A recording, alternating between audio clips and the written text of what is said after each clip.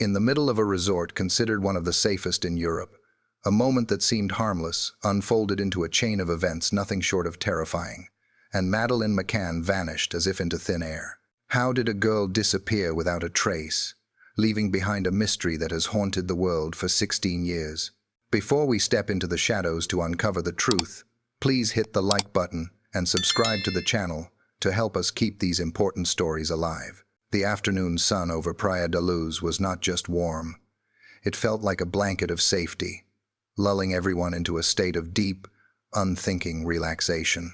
For the families gathered at the Ocean Club, this was the entire point of the journey. They had traveled from the United Kingdom to escape the pressures of their medical careers, the demands of hospitals, and the rigid schedules of daily life. They wanted a place that felt like a sanctuary, and on the surface, this resort in the Algarve region of Portugal was exactly that.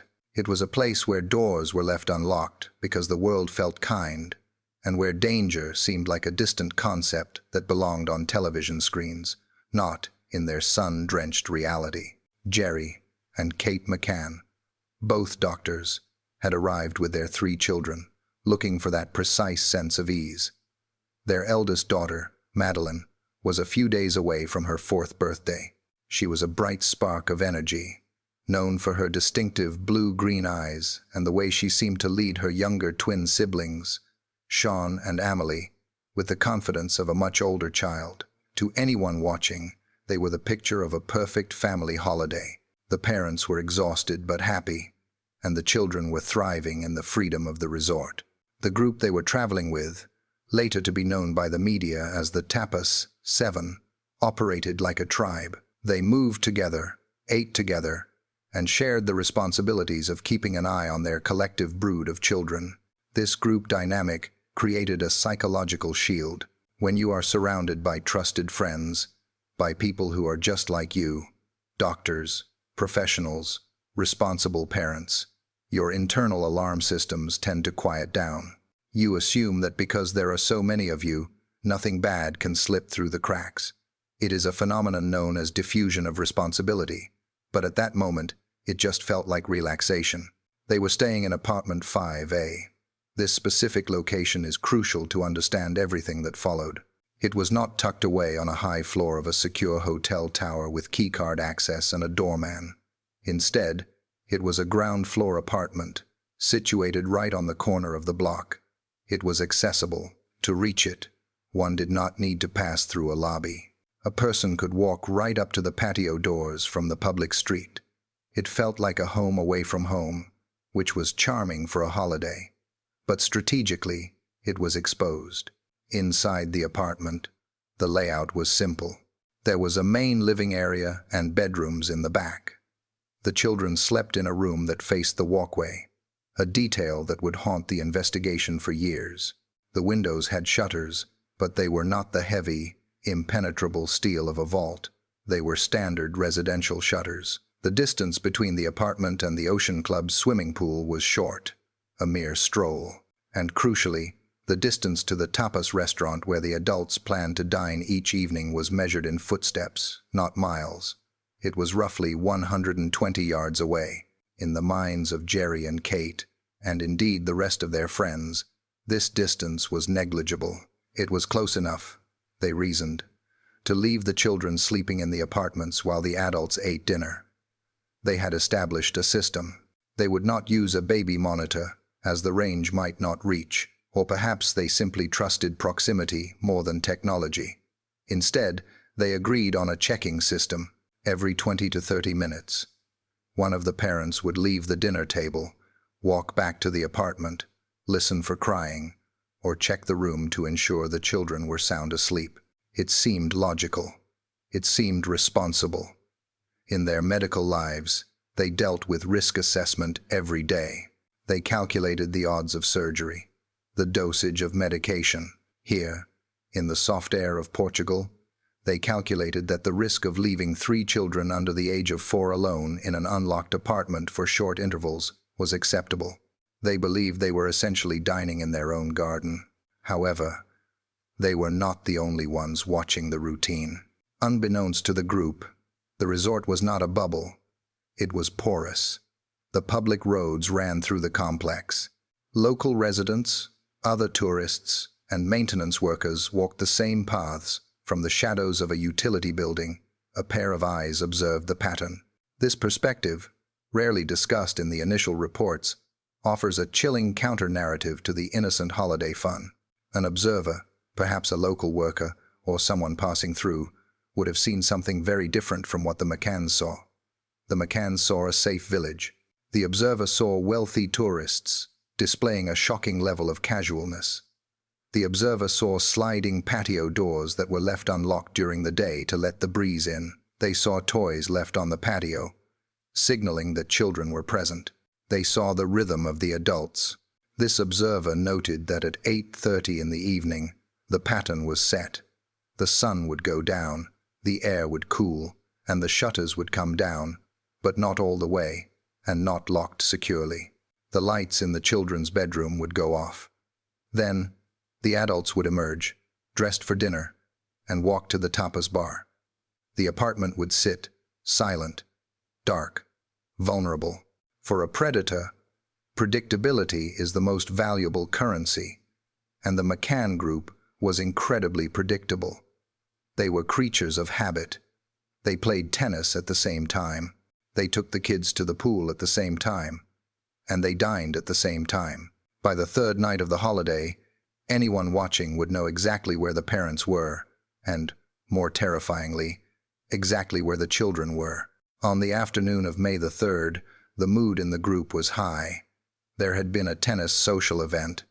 Kate later recalled Madeleine playing by the pool, her pink sun hat bright against the blue water. Madeleine had asked a question that morning, a question that would later tear at Kate's heart. Madeleine had asked why her mother had not come when she and her brother Sean were crying the night before. This moment was significant. It revealed a crack in the system. The children had woken up previously. They had been distressed. The parents, despite their checking system, had missed it. Yet, the warning sign was brushed aside in the hustle of the holiday. The explanation given to the child was soothing, but the reality remained. The checking system was not foolproof. As evening approached on May the 3rd, the routine began again. The tiredness of the day settled on the children. Madeleine was dressed in her pink pajamas, the ones with the short sleeves. She was tired, happy, and clutching her favorite soft toy, a pink cat. She was placed in the bed nearest the door, while the twins were in travel cots in the middle of the room. Gerry and Kate went through their evening ritual. They closed the curtains. They ensured the room was dark and cool. They said goodnight to their 3 beautiful children. They walked out of the bedroom, closing the door quietly, leaving it slightly ajar to let light in, or perhaps to hear if anyone cried out. They exited the apartment through the patio doors. Here lies a critical detail in the narrative of the parents. They left the patio door unlocked, not wide open, but unlocked. The reason was practical. They wanted to be able to get back in quickly for their checks without the noise of keys, or perhaps they simply felt that safe. They pulled the door shut and walked toward the restaurant, where their friends were waiting. The time was roughly 8:30 in the evening. At the restaurant, the mood was light. Wine was poured. Stories were shared. The laughter of the group drifted through the open air. It was a celebration of friendship and life. But back at apartment 5A, the silence was heavy. Around 9 o'clock, Gerry McCann stood up from the table. It was his turn to check. He walked the short distance back to the apartment. The night air was crisp. He entered through the patio doors. He walked to the bedroom door and listened. It was quiet. He pushed the door open slightly further to see inside. He saw the children. Madeleine was there. The twins were there. All was well. On his way back to the restaurant, Gerry paused to speak to a fellow tourist he knew from the tennis courts. They chatted briefly about the game, about the weather. It was a mundane conversation, the kind you forget 5 minutes after it happens. But this conversation established a timeline. It placed Gerry outside the apartment at a specific moment. During this same window of time, another member of their group, Jane Tanner, also left the table to check on her own children. As she walked up the road, she saw something. At the time, it barely registered as significant. She saw a man walking across the top of the road, away from the Ocean Club apartments. He was carrying a child. The child was in pajamas.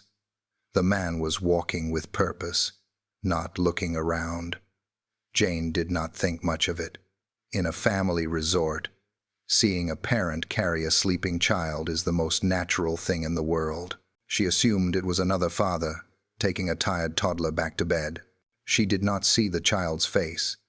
She did not see the man's face clearly. She continued on her way, checked her children, and returned to the table. She did not know that she might have just witnessed the theft of a life. Back at the table, the dinner continued. The friends ate, drank, and laughed. The system was working. Gerry had checked. Jane had checked. Everything was normal. But inside apartment 5A, the atmosphere had shifted. The silence was no longer peaceful. It was expectant. The wind outside began to pick up, rustling the palms and creating a natural noise that would cover the sound of footsteps. The layout of the apartment, once seen as a convenience, now revealed its flaw. The street-side window of the children's bedroom was accessible from the outside. If someone knew the layout, if someone had been watching the routine, they would know that the parents were currently 120 yards away, distracted by conversation and food. They would know that for the next 20 minutes, the apartment was effectively unguarded. The observer, the one who had noted the unlocked doors and the rhythmic departures of the parents, had his window of opportunity. It was a narrow window, but it was enough. At 10 o'clock, it was Kate McCann's turn to check. Kate stood up, perhaps feeling a slight chill without knowing why. She walked the familiar path. She reached the patio doors. She slid them open. Everything seemed the same. She stepped into the living room. It was quiet. She walked toward the children's bedroom. She reached for the door. Immediately, she felt a draft. The door to the bedroom, which they always left slightly ajar, was now slammed open by a sudden gust of wind. The curtains ballooned inward. The window that should have been closed, the shutters that should have been down, was wide open. Kate's heart stopped. She rushed forward. The wind howled through the room, a violent intrusion into the stillness. She looked at the twins' travel cots. Sean and Amelie were sleeping soundly. Then she looked at the bed against the wall. The pink duvet was pulled back. The pillow was there. The soft toy, the cuddle cat, was there, sitting alone on the mattress. But Madeleine was gone. For a second, the human brain refuses to accept trauma. Kate thought, perhaps Madeleine had wandered into the parents' bed. She checked. Empty. She checked the bathroom. Empty. She ran back to the bedroom. The window was definitely open. The shutters were raised. Someone had been there. The realization hit her with the force of a physical blow. The safety of the resort, the trust in the checking system, the belief in the goodness of the place. It all shattered in that single second. The silence of the room screamed at her. She ran.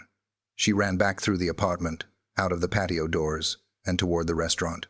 Her breath came in short, panicked gasps. As she reached the table where her friends were raising their glasses, she did not scream a name. She screamed a sentence that would ring in the ears of everyone present for the rest of their lives. "She is gone," Kate screamed, her voice breaking the relaxed atmosphere of the night. "She is gone." The faces of the tapas 7 turned from joy to confusion, and then to pure, cold horror. The paradise illusion had officially dissolved. The nightmare had begun. The clock had started ticking on a mystery that would span 16 years, crossing borders and consuming lives. But in that exact moment, all that existed was a mother, an empty bed, and a dark, open window staring back like an unblinking eye. To understand the sheer magnitude of the panic that erupted at 10 o'clock that night, one must first understand the machinery of the evening. It was not a chaotic event, at least not in its design. It was a system. Gerry and Kate McCann were individuals whose professional lives were built on procedures, schedules, and risk management. In a hospital, a deviation from protocol could be fatal. Here, in the relaxed atmosphere of a holiday, they applied a softer version of that same regimented logic. They believed they had constructed a safety net that was robust enough to hold their world together. The routine began early in the evening. The children were tired. The day had been filled with physical activity, the kind of exhausting play that usually guarantees a deep, uninterrupted sleep. By 7 o'clock in the evening, the process of winding down had started. The apartment, Unit 5A, was transforming from a daytime play area into a quiet zone. The curtains were drawn, shutting out the lingering daylight. The rituals of bedtime, teeth brushing, stories, the arranging of favorite toys, were carried out with efficient affection. At roughly 7:30, a friend from their group, David Payne, stopped by the apartment. This moment would become a cornerstone of the police timeline. Payne was not just a casual observer. He was a witness to the last hour of normalcy. He stood at the patio door. Gerry was there. Kate was there. The children were present. Payne would later describe the scene as idyllic. The children were dressed in their pajamas, looking fresh and calm. He noted that Madeleine looked like an angel. It was a fleeting comment, a standard pleasantry exchanged between parents. But in hindsight, it carried a weight that was almost unbearable.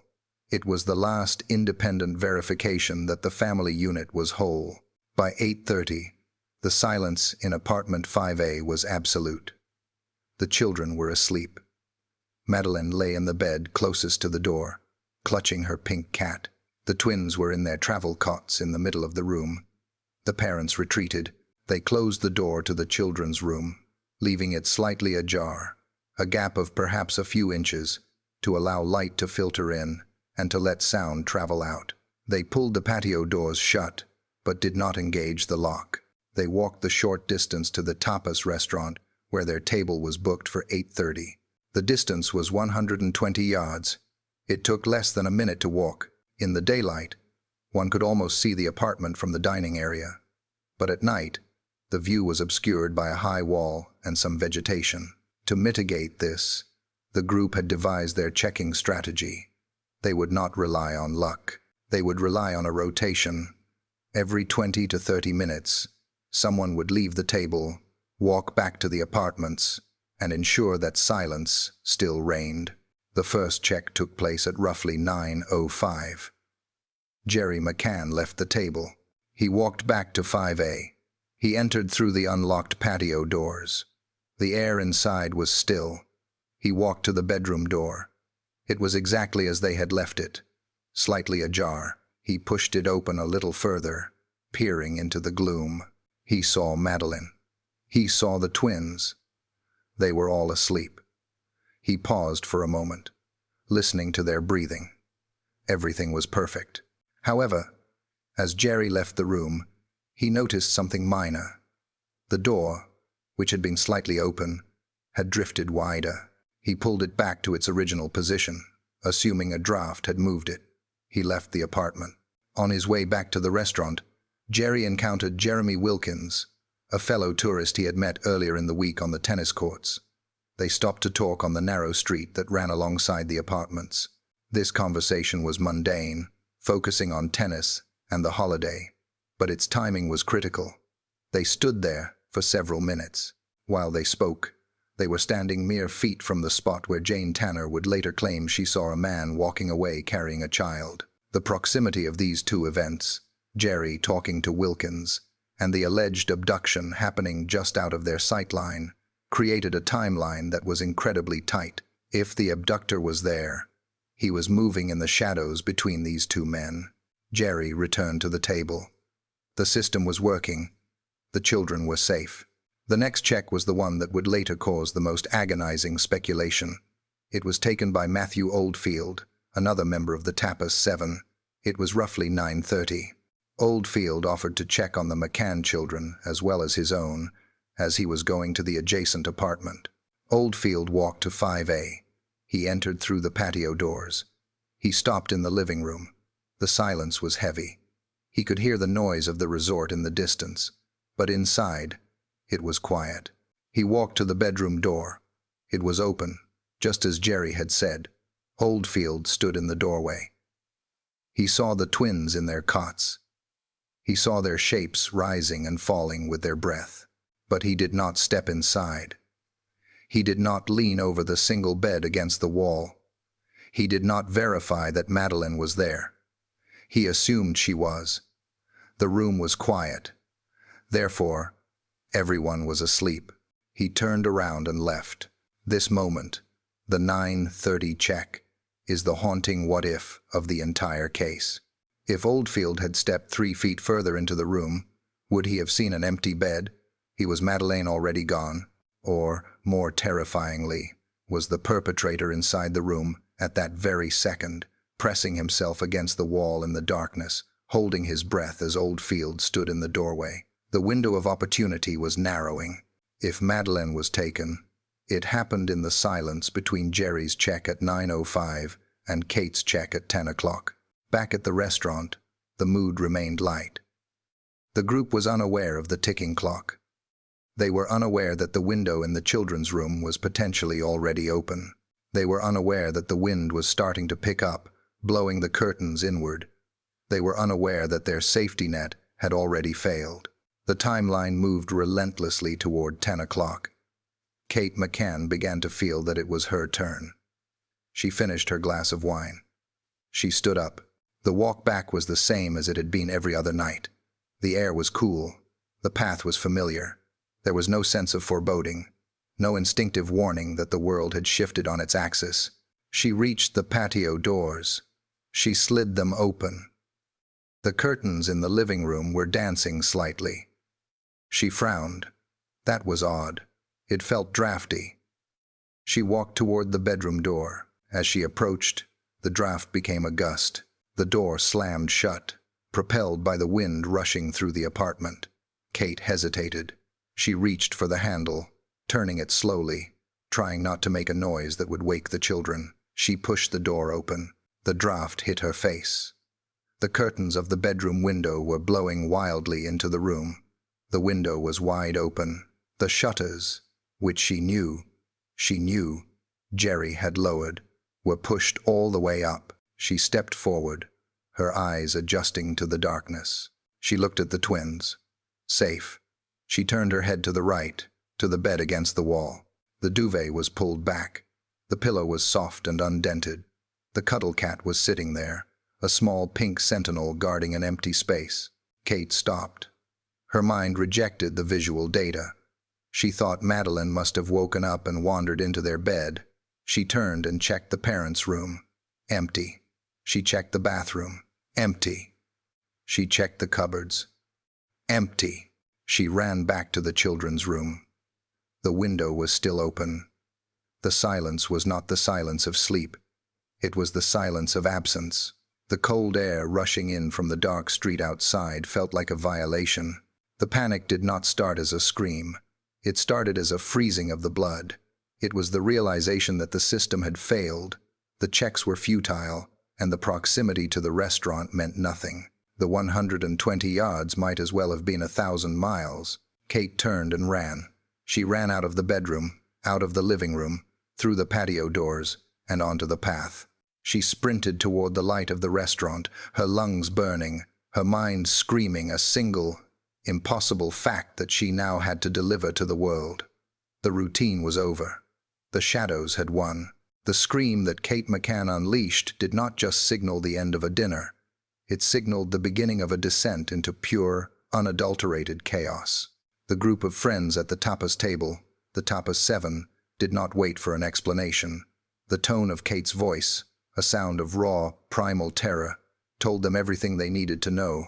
They abandoned their half-eaten meals and their glasses of wine, sprinting the 120 yards back to apartment 5A. When they arrived, the scene inside was a whirlwind of panic. Gerry McCann was already there, his face drained of color. He was tearing the apartment apart. He looked under the beds. He threw open the wardrobe doors. He checked the bathroom, the kitchen cupboards, even the refrigerator. It was the desperate, illogical searching of a parent who cannot accept the reality staring them in the face. He was looking for a hiding place, a game, a mistake. He was looking for anything that would undo the reality of the empty bed. But the bed remained empty. The pink duvet was still pulled back. The cuddle cat, the soft toy that Madeleine never slept without, was still sitting there on the mattress, a silent witness to whatever had occurred. The focus of the group quickly shifted to the window in the children's bedroom. This window became the center of the first critical dispute of the night. Kate was adamant. She insisted that they had left the shutters closed and the window locked. Now, the shutters were raised all the way up, and the window was wide open. The friends looked at the mechanism. It was a heavy shutter, made of metal slats. It was not something a 3-year-old child could easily manipulate. It required force and height to lift. This detail terrified them. It meant that someone else had been there. Someone had entered the sanctity of the room while the children slept. The implication was immediate. This was not a child wandering off. This was an abduction. The panic spilled out of the apartment and into the resort grounds. The friends split up. They began to shout Madeleine's name. Their voices echoed off the whitewashed walls of the complex, disturbing the silence of the sleeping families in neighboring units. Lights began to flicker on in other apartments. Heads poked out of doors. The resort staff were alerted. The Ocean Club initiated its missing child protocol, which involved searching the pool area and the immediate perimeter. However, amidst the shouting and the running, a catastrophic era was unfolding inside apartment 5A. In a major crime investigation, the first rule is to seal the scene. Nothing should be touched. No one should enter. Every fiber, every fingerprint, every footprint is precious. But in those first terrifying hours, apartment 5A was not treated as a crime scene. It was treated as a family crisis center. Friends rushed in to comfort Kate. Staff members walked in to ask questions. People paced back and forth across the tiled floors. They sat on the sofa. They touched the door handles. They leaned against the walls. With every step and every touch, potential forensic evidence was being obliterated. The microscopic traces of a stranger, a hair, a skin cell, a shoe print, were being trampled under the feet of well-meaning friends and terrified parents. The local police, the GNR, were called immediately, but the response was agonizingly slow. When 2 officers finally arrived, they were patrol officers, not detectives. They were equipped to handle traffic accidents or noise complaints, not a complex international abduction case. They walked into the apartment. They, too, added to the contamination of the scene. The language barrier became a wall of frustration. The British parents were screaming that their daughter had been taken, that the window had been forced. The Portuguese officers seemed to operate on a different assumption. In their experience, when a child goes missing in a resort, they have usually wandered off. They wake up, they look for their parents, and they fall asleep in a garden or by the pool. The officers suggested that perhaps Madeleine had simply walked out. This suggestion was met with fury by the parents. They pointed to the window. They pointed to the height of the sill. They pointed to the heavy shutters. They explained that Madeleine would never leave her siblings, and certainly not without her toy cat. The disconnect between the parents' certainty of a crime and the police's initial theory of a wandering child created a tension that would define the entire investigation. Crucially, the golden hour, that vital first period after a crime where evidence is fresh and the perpetrator is likely still close, was ticking away. While the group searched the resort, checking under bushes and shouting into the dark, the roads leading out of Praia da Luz remained open. There were no roadblocks set up. There were no checks at the borders. The village was sleepy and quiet, with cars able to leave unnoticed. If a car had sped away at 10 past 10, it would have been miles away before the first police officer even stepped foot in the apartment. Back at the apartment, the timeline began to be reconstructed in real time. The friends compared notes. They realized the terrifying narrowness of the window of opportunity. They realized that between Gerry's check and Kate's check, there was less than an hour.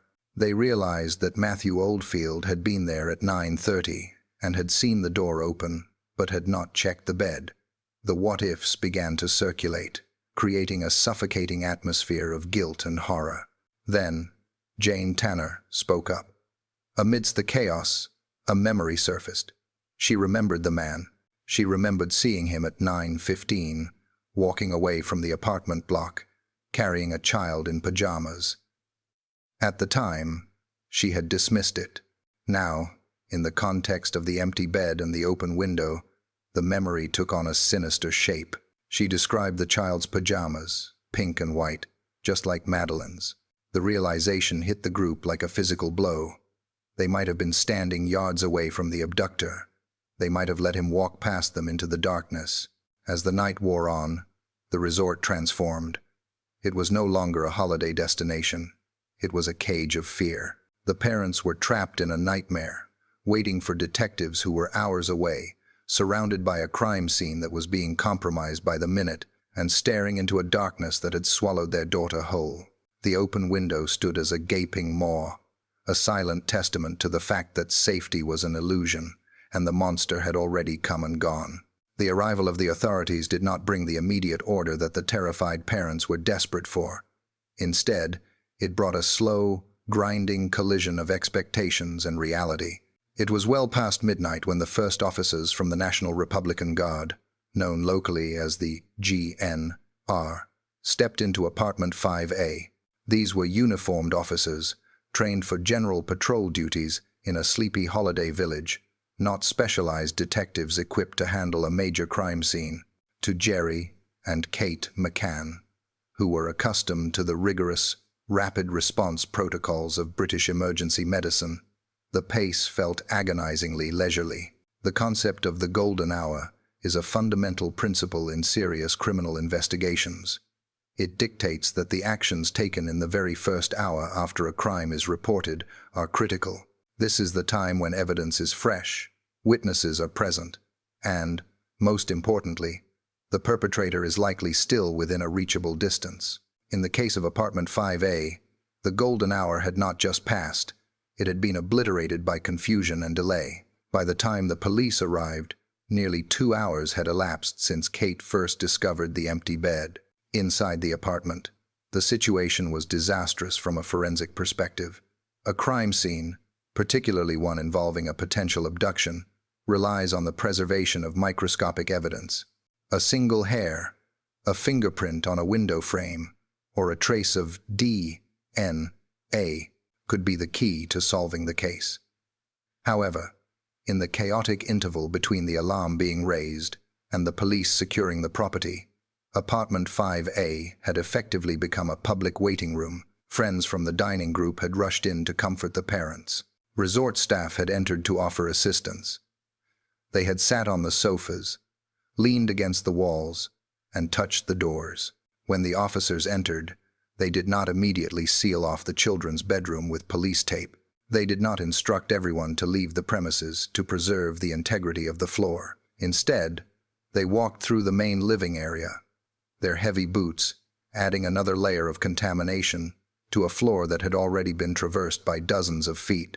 To a forensic expert, the scene was rapidly becoming compromised beyond repair. Every person who entered the room brought their own fibers and DNA, layering noise over the silence of the evidence. The initial interaction between the parents and the police revealed a stark disconnect in narrative. Kate and Gerry were screaming that their daughter had been taken. They pointed to the open window and the raised shutter as undeniable proof of forced entry. To them, the physical evidence screamed of an intruder. However, the officers operated on a different default assumption. In their experience with holiday resorts, missing children had almost always wandered off. They assumed Madeleine had woken up, become confused, and walked out of the unlocked patio doors to look for her parents. This conflicting theory dictated the immediate police response. Instead of locking down the village and setting up roadblocks, the officers focused on a physical search of the immediate area. They looked in the swimming pool. They checked the gardens.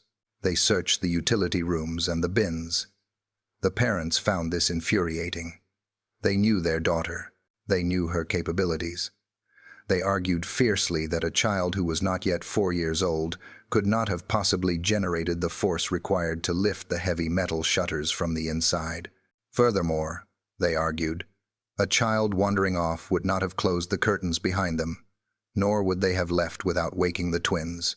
While the search parties scoured the bushes of the Ocean Club, the roads leading out of Praia da Luz remained wide open. The village is small, but it is connected by a network of roads that lead quickly to the main highways. From the resort, a car could reach the larger towns of Lagos or Portimao in minutes. More critically, the border with Spain was less than an hour away by car.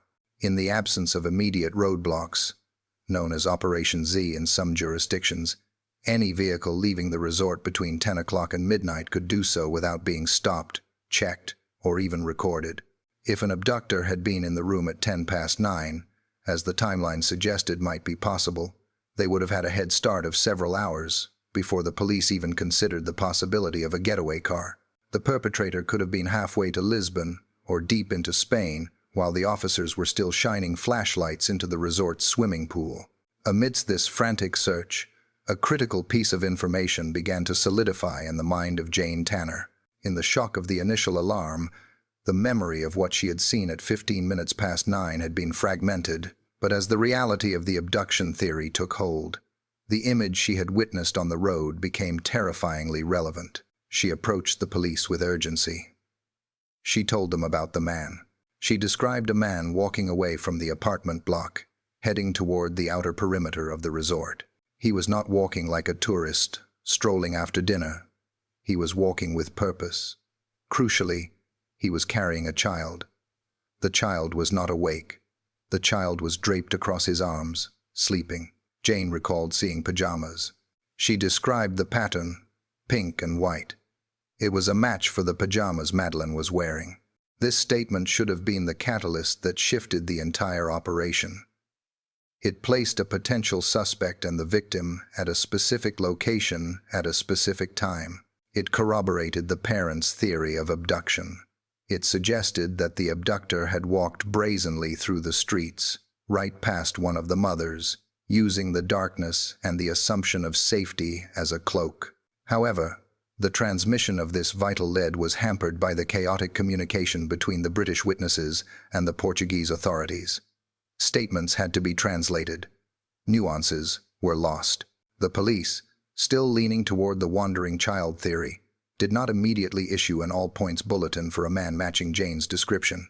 They did not immediately grasp the significance of the sighting in relation to the timeline of the parents' checks. The night wore on, bleeding into the early hours of the morning. The resort did not sleep. The cries of Madeleine continued to echo through the complex, becoming hoarse and desperate.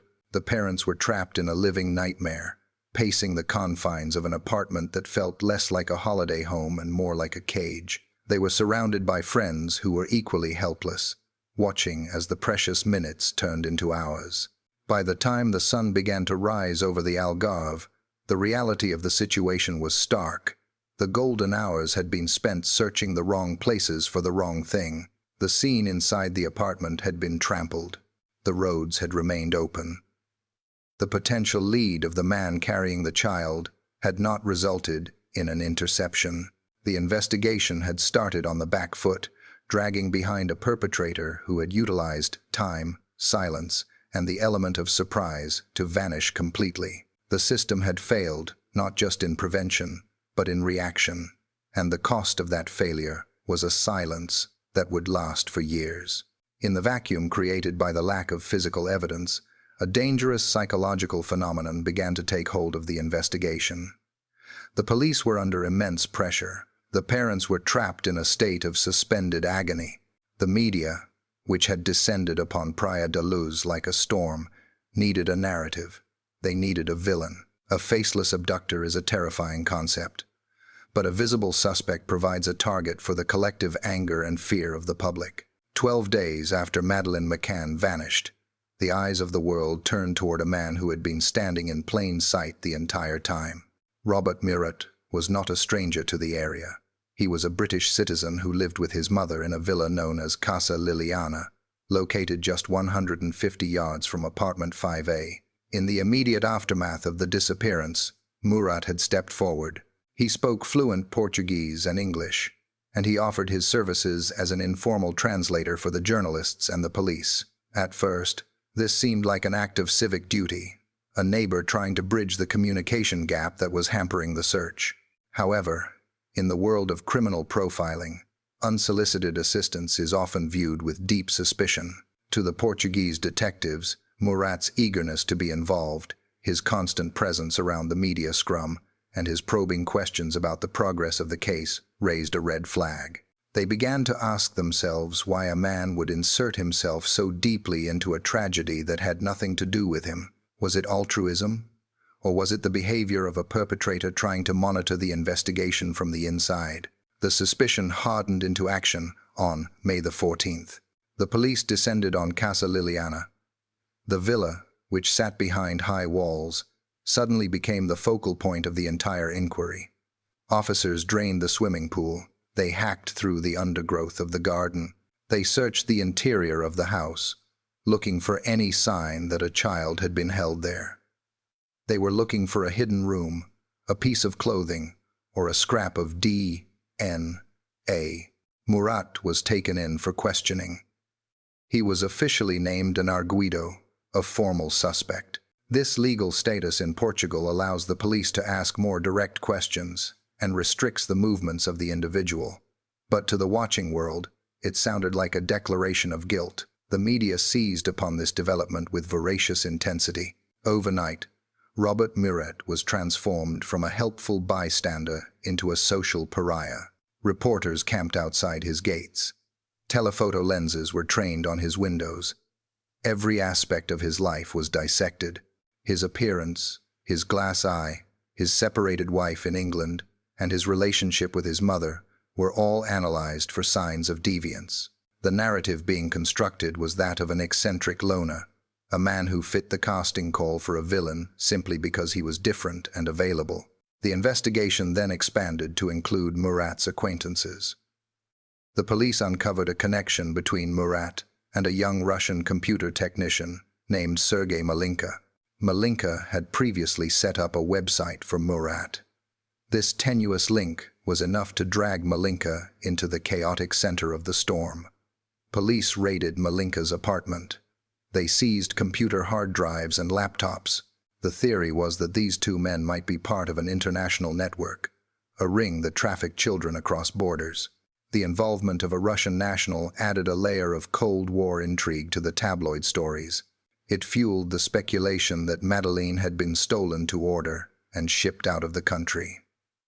Malinka was interrogated for hours. He was asked about his movements, his phone calls, and his relationship with Murat. He maintained his innocence, explaining that their relationship was purely professional, based on computer repairs and website design. Back at Casa Liliana, the search yielded nothing. The drained pool revealed only tiles. The garden soil, turned over by police spades, held no secrets. The sniffer dogs, which would later play a controversial role in the case, did not provide the breakthrough the detectives needed at the villa. Despite the intense scrutiny, the physical evidence connecting Robert Murat to the disappearance of Madeleine McCann was non-existent. The timeline also proved to be a fortress for Murat. He claimed he was at home with his mother on the night of May the 3rd. Witnesses placed him elsewhere or offered conflicting accounts, but nothing was definitive enough to place him inside apartment 5A. The witness who claimed to see him near the apartment later wavered. The foundation of the suspicion was built almost entirely on his proximity and his behavior, not on forensic reality. As the weeks turned into months, the pressure on Murat remained suffocating, but the police case against him began to crumble. The focus on him had consumed valuable resources and time. While detectives were analyzing his hard drives and digging up his driveway, other leads were potentially growing cold. The tunnel vision that had fixed on the odd neighbor had potentially allowed the real perpetrator to slip further into the shadows. Eventually, the status of arguido was lifted. Robert Murat was cleared of any involvement. He would later sue several media outlets for the destruction of his reputation, winning significant damages and public apologies. The court acknowledged that the press had created a monster out of an innocent man. However, the clearing of Robert Murat left a terrifying void. If it was not the man who lived next door, then who was it? The investigation had spent its energy chasing a phantom suspect, and now they were back to square one. The realization hit the parents and the police with equal force. The abductor was not the convenient villain they had hoped to find. He was a ghost. And while the world had been watching Casa Liliana, the trail of the true kidnapper had likely dissolved into the wind. The end of the Murat inquiry did not bring closure. It brought a deeper, more profound sense of dread. The answer was not close to home. It was nowhere to be found. With the investigation stalling and the initial suspect cleared, Gerry and Kate McCann made a decision that would fundamentally alter the trajectory of the case. They realized that the traditional police methods were failing. The silence from the kidnapper was deafening, and the local authorities seemed to be running out of ideas.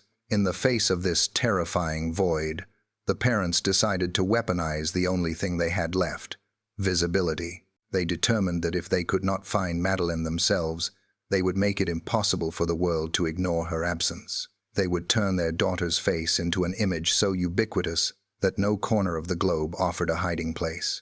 This marked the beginning of the most extensive missing person campaign in modern history. It was a strategy born of desperation, but it was executed with a professional precision that surprised many.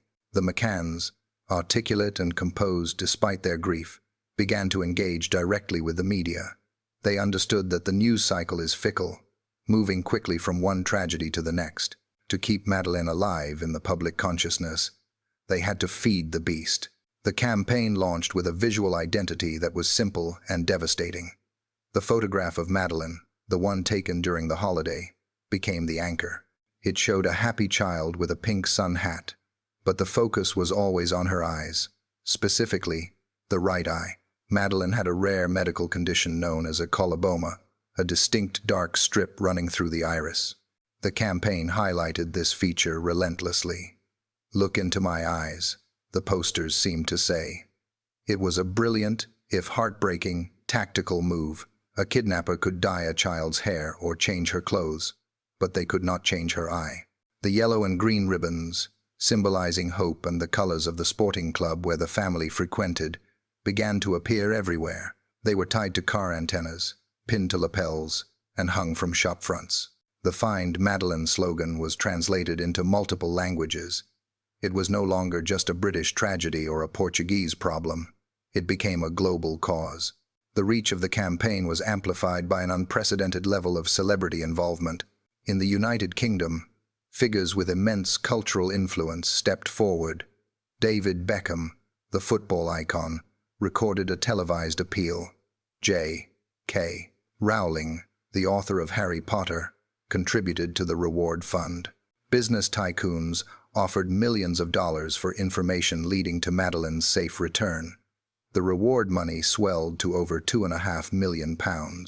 This financial incentive was designed to break the loyalty of anyone who might be protecting the abductor, hoping that greed would outweigh fear.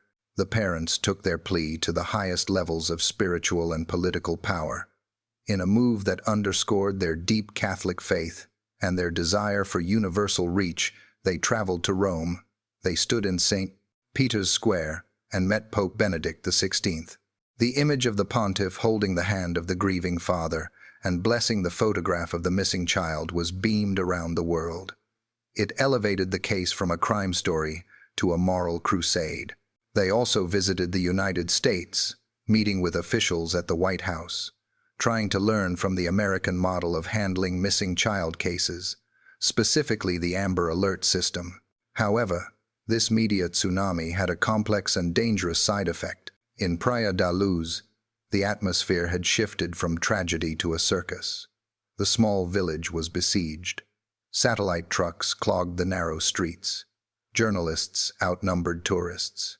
Every local resident was interviewed repeatedly. Every move the police made was scrutinized, criticized, and broadcast live. The Portuguese authorities, particularly the detectives led by Goncalo Amaral, began to feel suffocated. They viewed the media campaign not as a help, but as a hindrance.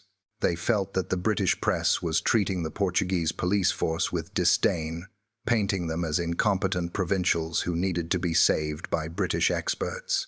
This tension created a fracture between the family and the investigators. The police argued that the relentless publicity might be driving the kidnapper underground, or worse, panicking them into silencing the child permanently. They also resented the political pressure that came with the celebrity endorsements. When the Prime Minister of the United Kingdom spoke about the case, the detectives in the Algarve felt the weight of international diplomacy pressing on their necks, demanding a result regardless of the evidence. Furthermore, the public exposure began to turn on the parents. In the beginning, the world saw only their pain, but as Gerry and Kate appeared on television day after day, maintaining a stoic, controlled exterior to deliver their message, a segment of the public began to judge their grief. Armchair psychologists analyzed their body language.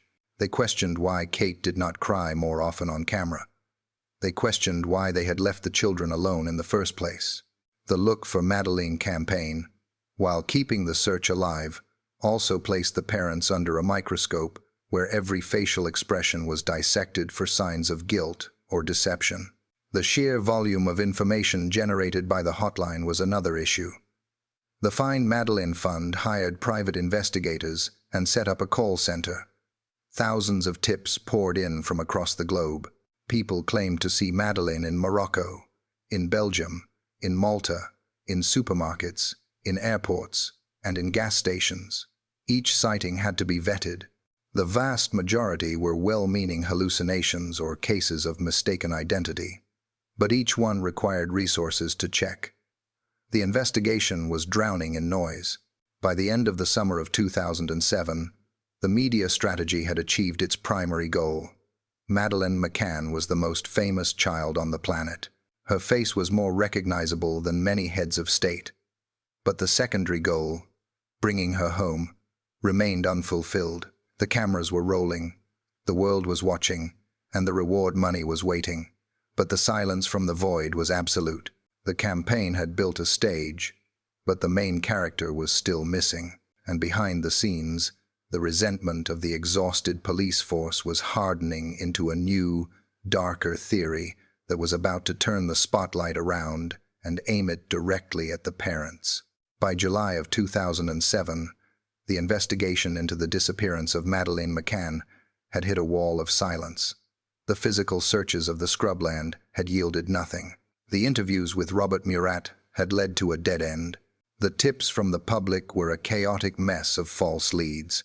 In the face of this stagnation, the Portuguese authorities, under the direction of Goncalo Amaral, decided to employ a forensic tool that had never been used in the case before: highly specialized sniffer dogs brought in from the United Kingdom. This decision marked the moment the tide turned. Until this point, the working theory had been almost exclusively focused on abduction, a stranger coming in from the dark. But the introduction of the dogs signaled that the detectives were beginning to consider a much darker, more controversial possibility: that the child had never left the apartment alive, or at least, not in the way the parents had described. 2 dogs were deployed: Eddie and Keela. They were not ordinary police dogs used for tracking criminals or finding drugs. They were elite biological instruments. Eddie was an enhanced victim recovery dog, trained specifically to detect forensic evidence, even if it was no longer physically present. He could pick up lingering biological traces months after an event. Keela was a crime scene investigation dog, trained to detect biological fluids, even if they had been scrubbed away or were invisible to the naked eye. The dogs were taken to apartment 5A. It was now months since Madeleine had vanished. The apartment had been cleaned by industrial cleaners. It had been rented out to other tourists. Families had stayed there, oblivious to the history of the rooms. The detectives assumed that any scent would have been obliterated by the passage of time and the traffic of people. However, when the handler, Martin Grime, released Eddie into the apartment, the dog's behavior changed. In the living room, Behind the sofa, Eddie stopped. He became agitated. He barked. In the language of the handler, this was an alert. It indicated that the dog had detected a specific forensic scent. Later, Keela was brought in. She alerted to a specific area on the tiled floor near the curtains, indicating the presence of blood. The implications of these alerts were catastrophic for the parents. If the dogs were accurate, it suggested that a body had been present in the apartment, behind the sofa, at some point. The abduction theory relied on a kidnapper taking the child quickly through the window. Why would a kidnapper hide a body behind a sofa?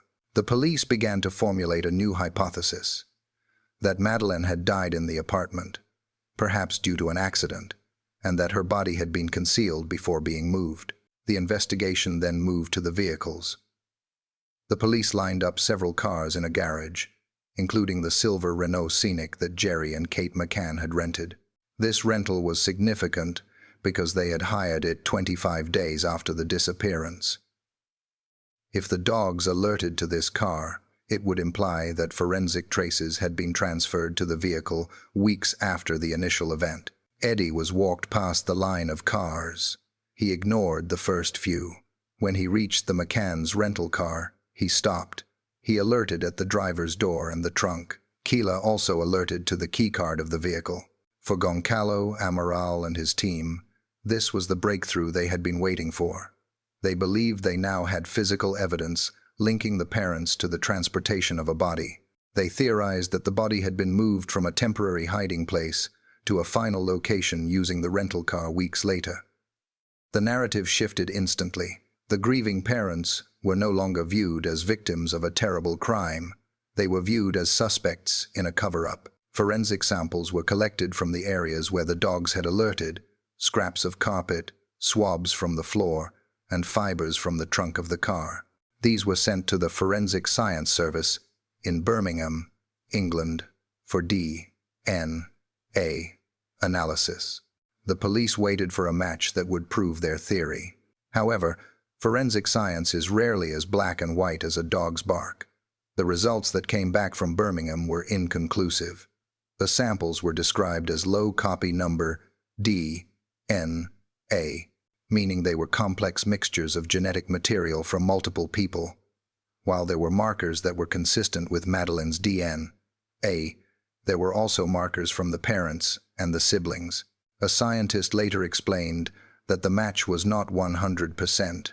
It was perhaps an 88% likelihood, which, in a court of law, is not definitive proof of a body, especially in a car used by the family who shared the same genetic traits. Despite the scientific ambiguity, the damage was done. Leaks began to drip from the investigation into the Portuguese press. Headlines appeared suggesting that DNA had been found in the car. The mood of the public began to sour. The sympathy that had sustained the Find Madeleine campaign began to curdle into suspicion. People looked at the parents differently. They analyzed their lack of tears in interviews not as stoicism, but as coldness. Gerry and Kate felt the shift viscerally. The police, who had once sat with them and discussed search strategies, now interrogated them with hostility. They asked why the dogs had alerted. They asked how blood got into the trunk of a car rented weeks after the child was gone. The parents had no answers for the dog's behavior, but they vehemently denied the accusation. They argued that DNA transfer could happen through toys, clothes, or sandals that had been in contact with the children. They pointed out that a cadaver scent could be caused by other things, or that the dogs could simply be wrong. But in the court of public opinion, the image of the sniffer dog is powerful. It suggests a biological certainty that humans cannot argue with. The turning of the tide was complete. The investigation had stopped looking for a stranger in the dark and had turned its floodlights directly onto the two people who had screamed for help in the first place. The hunters had become the hunted.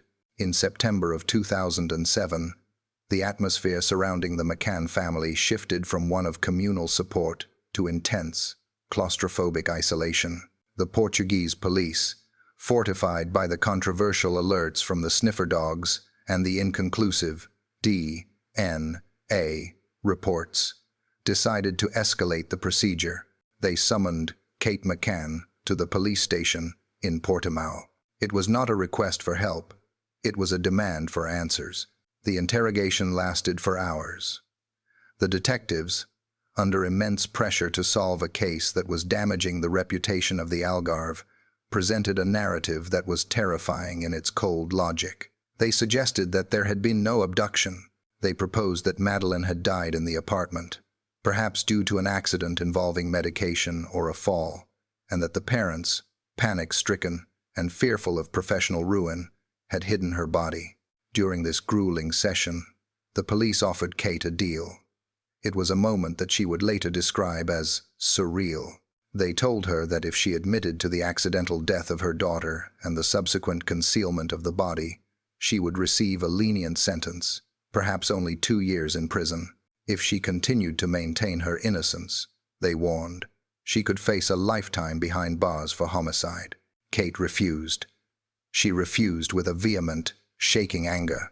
She stated clearly that she would not lie about her daughter's fate to save herself. She insisted that Madeleine had been taken. Following this refusal, the police formally named her an arguido, or suspect. Hours later, Gerry McCann was given the same status. The legal implication of this status was profound. It meant they were no longer witnesses assisting an inquiry. They were the targets of it. Their lawyer advised them to remain silent during certain lines of questioning to avoid entrapment. This silence, a standard legal defense, was interpreted by the watching media as a sign of guilt. The tabloids, which had once printed headlines of support, now printed headlines of suspicion.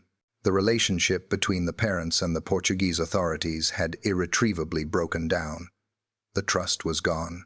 The couple felt that the police were no longer looking for a missing child, but were instead building a case against them to close the file. Fearing that they might be charged and separated from their remaining children, the twins, Gerry and Kate, made the decision to leave Portugal. On the 9th of September, amidst a chaotic scrum of photographers and reporters at Faro Airport, they boarded a plane back to England.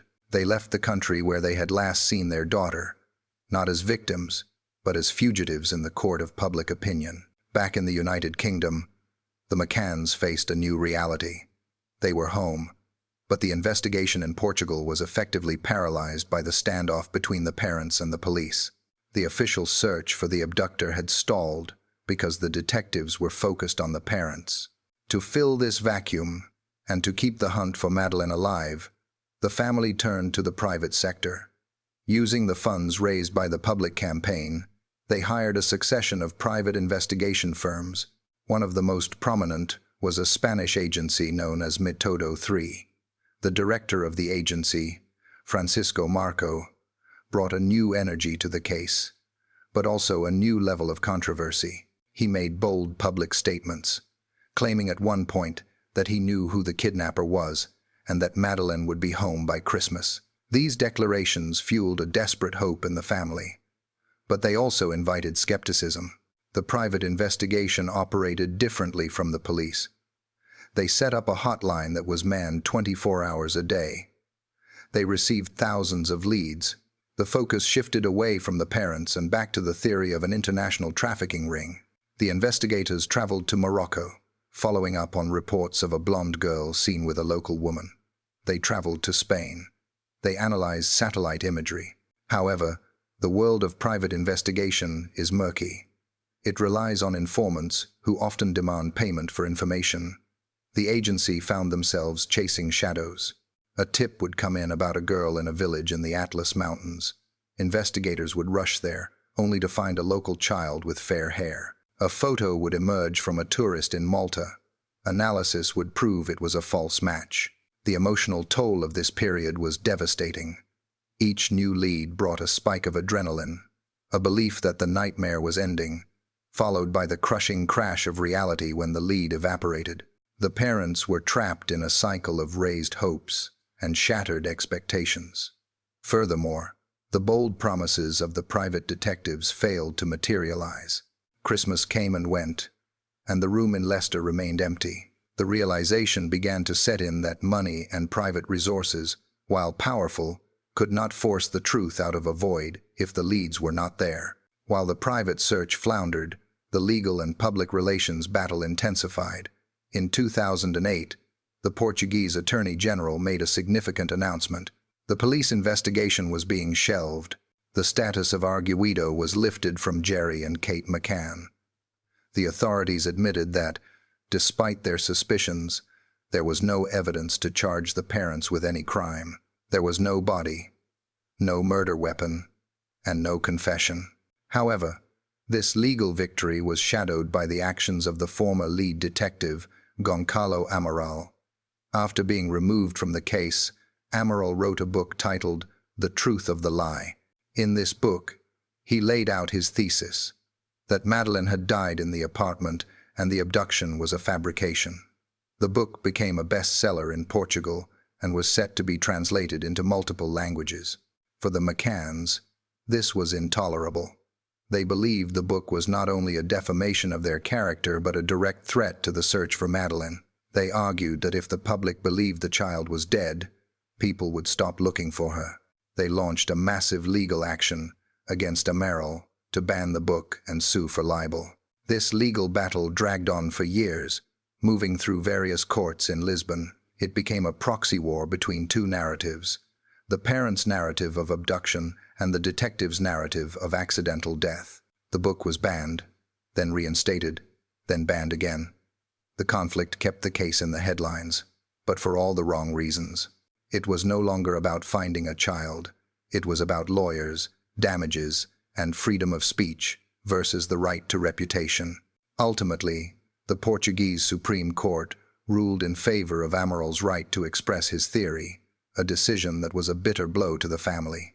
The clash of truths demonstrated that in the absence of hard facts, the case had become a canvas upon which people projected their own beliefs.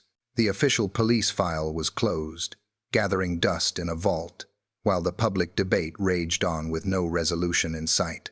By 2011, the case seemed to be fading into history. The Portuguese investigation was closed. The private investigators had exhausted their leads. The public interest was waning. In a final attempt to reignite the search, the McCanns appealed directly to the British government. They wrote to the Prime Minister, David Cameron. The political pressure worked. The Home Secretary ordered Scotland Yard, the headquarters of the Metropolitan Police in London, to undertake a review of the case. This initiative was named Operation Grange. It was a massive undertaking. A team of dedicated detectives was assembled to go back to the very beginning. They were given millions of pounds in funding and the mandate to leave no stone unturned. The British detectives took a clinical, forensic approach. They digitized tens of thousands of documents from the Portuguese files. They translated everything. They re-interviewed the Tapas 7 and the resort staff. Crucially, they decided to treat the case as an abduction, moving away from the theory that implicated the parents. Their review uncovered gaps in the original timeline. They re-examined the sighting by Jane Tanner, the man carrying the child at 9:15. They compared it with other statements and concluded that this man was likely just a British tourist carrying his own child from the night creche. This was a bombshell. It meant that the Tanner sighting, which had been the cornerstone of the abduction theory for years, was a red herring. Instead, Scotland Yard focused on a different sighting by a family named Smith. They had seen a man carrying a blonde child toward the beach around 10 o'clock at night. The timeline fit perfectly with the discovery of the empty bed. They released e-fit images of this man. They also used age progression technology to release images of what Madeleine would look like as a 9-year-old.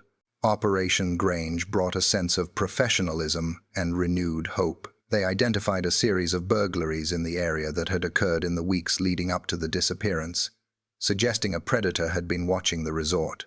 They shifted the focus back to a criminal intruder. However, despite the money and the expertise, the years dragged on without an arrest.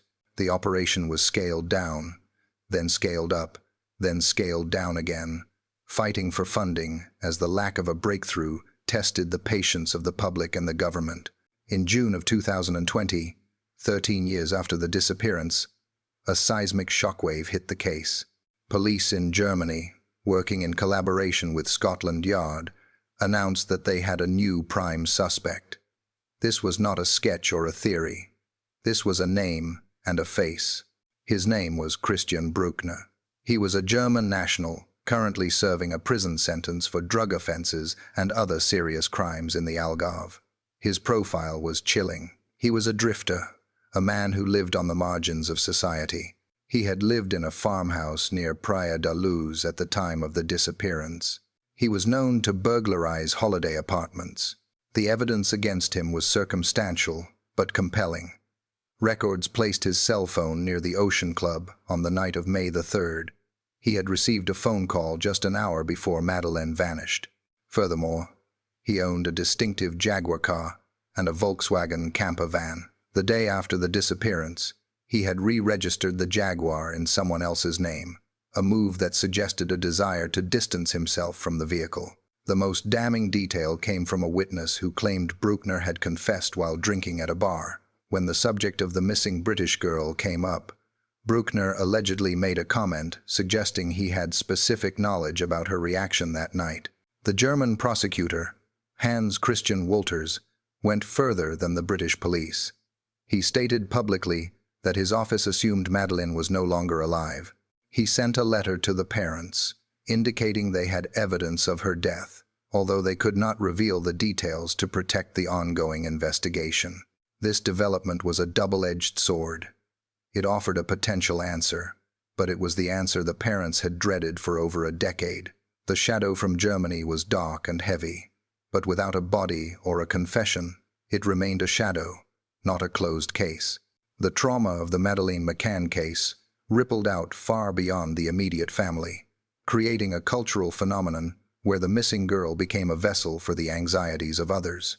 In February of 2023, this manifested in a bizarre and viral event on social media.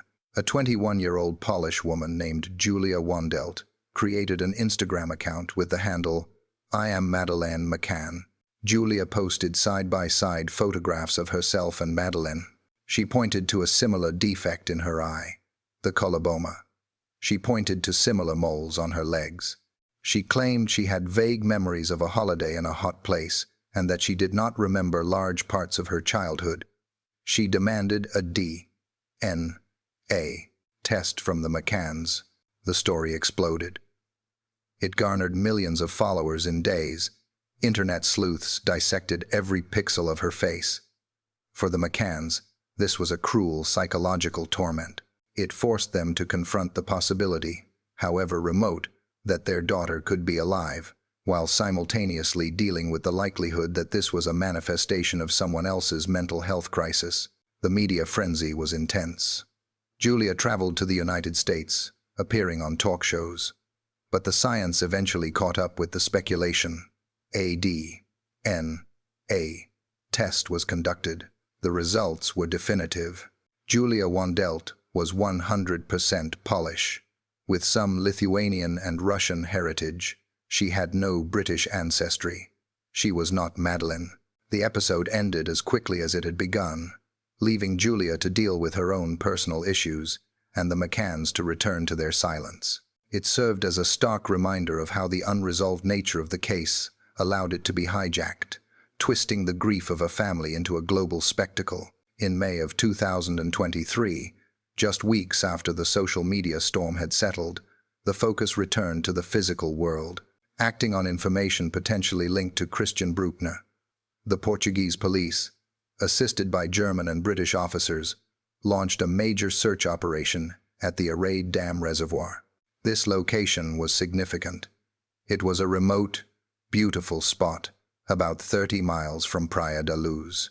It was a place Bruckner was known to visit, a place he had reportedly called his little paradise.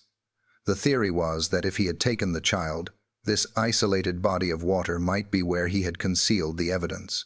The images broadcast to the world were hauntingly familiar. Police in uniforms hacking through scrubland, divers disappearing into murky water, tents set up on the banks. The search lasted for days. They dug holes. They used ground-penetrating radar. They filled evidence bags with soil and scraps of fabric. The world held its breath again. Every rustle of a bush, every gathered group of officers was analyzed by the telephoto lenses on the opposite bank. But as the operation concluded, the police issued a statement that was cautiously vague. They had recovered some items, which would be sent for analysis, but there was no immediate confirmation of a breakthrough. There was no body. There was no weapon. The reservoir, like the scrubland and the villa before it, had kept its secrets. The searchers packed up their tents, leaving the landscape scarred but silent. 16 years have passed since the shutter slammed up and the window stood open in apartment 5A. The disappearance of Madeleine McCann remains one of the most heavily reported, expensive, and complex missing person cases in history. It has consumed millions of pounds, involved police forces from 3 different countries, and generated enough paperwork to fill a warehouse. Yet, the central question remains unanswered. There is no body to mourn. There is no prisoner to blame. There is only a void. For Gerry and Kate McCann, the calendar is a minefield of anniversaries. Every May the 3rd marks another year of absence. Every birthday is a reminder of the woman who should be there. An adult now, perhaps at university, perhaps traveling the world. They have lived their lives in a state of suspended animation, unable to fully grieve because the possibility of life, however slim, still flickers. The case has changed the way the world looks at parenting and safety. It ended the era of the free-range holiday. It instilled a low-level anxiety in every parent who locks a door or checks a window. It taught us that the world is smaller than we think, but also vast enough to hide a terrible secret. The investigation is technically still open. Operation Grange has been whittled down, but the file is not closed. The German suspect remains under investigation, a looming threat, but not yet a convict in this specific crime. The story of Madeleine McCann does not end with a period. It ends with an ellipsis. It is a story of a paradise lost, a golden hour missed, and a silence that screams louder with every passing year. Until the truth is found, the ghost of the little girl in the pink pajamas will continue to haunt the periphery of our collective conscience, waiting to be found. Thank you for joining us on this deep dive into one of the most perplexing mysteries of our time. The case of Madeleine McCann is not just a story about a crime. It is a story about how we react to the unknown, how the media shapes our reality, and how a family endures the unendurable. If you found this detailed account compelling, please consider liking the video and subscribing to the channel. We cover the stories that the world cannot forget, examining the facts without judgment. Leave your thoughts in the comments below. Do you believe the answer lies in Germany? Or is the truth still hidden in the streets of Praia da Luz? Until next time, stay safe, keep watching, and never stop seeking the truth.